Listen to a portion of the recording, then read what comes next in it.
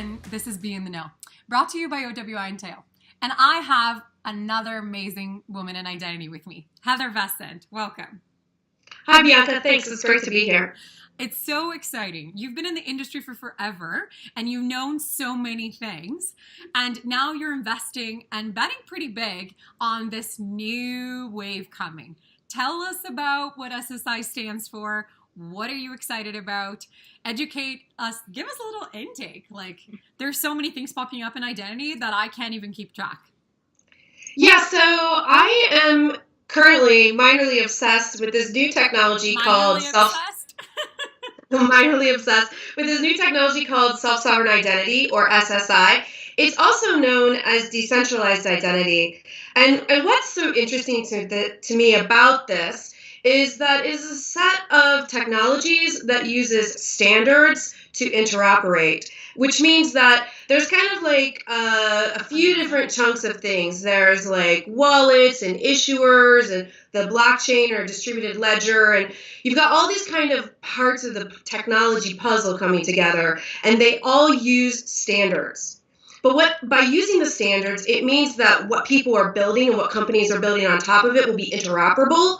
And so you have this ability of companies collaborating on the standards aspect, so there's interoperability with the technology and the data, but then you have them competing, building individual products and services on top of those standards so they can compete in the marketplace. That's amazing. Like, one of my biggest problems and often pet peeve with identity is the fact that everybody's sort of building their own little kingdom. And nothing works with each other, which is why I think we're in this mess to begin with. And I find that people overly complicate these concepts. And it's almost like, I don't want to share the secret I found. So in a world where data is king and we have more attributes to know what to do with, how does somebody go even about thinking of what are the standard interoperability?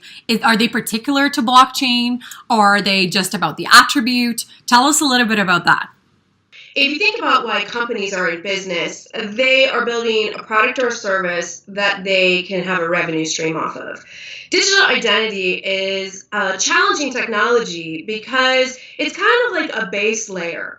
It's a base layer for a lot of things that are on top of it. And because of this base layer is because there's so much interest in digital identity right now. People are finally realizing that digital identity is a base layer and that to build things on top of it, you need to have it. Now, if you're a medical company, you're going to build an identity layer that is customized for your medical records and that revenue associated with your medical records and deal with the regulation. If you're a bank, you have to have identity layer that deals with KYC, AML, and other stuff, right? And so you've had like the health world and the banking world, and then blogger world, and then like Facebook world and social media. All of these different silos have been building identity solutions that are not interoperable. I look at identity as something that's structurally foundational to any products and services. So if you don't think identity matters to you and the list that Heather just gave you didn't convince you,